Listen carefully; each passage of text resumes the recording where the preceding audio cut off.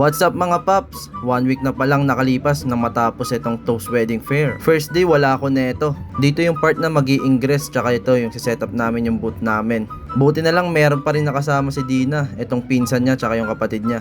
Mabilis ang setup lang kasi di na namin masyado binago yung setup namin from last fair. Ayun, umpisa pa lang, borlogs na. Diretso na agad tayo sa day 2. Hirap magkwento pag wala yung bida syempre. Before 10, dumating na nga pala kami dito sa SMX. Pagdating namin, meron pang live band. Wow. Ayun, habang naghihintay, nagpicture-picture muna kami dito sa booth namin. Nakakatuwa lang, ang daming bumisita sa booth natin. Dito tamang kinig pa ako kay Dina, nagsisale stock siya. Syempre di tayo papatalo, dapat magsisale stock din ako. Ayan, kita nyo naman.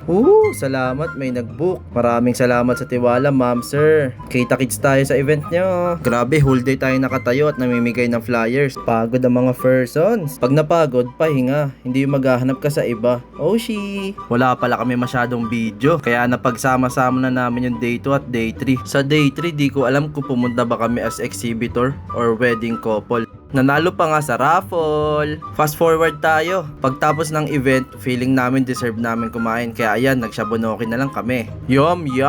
Paalam!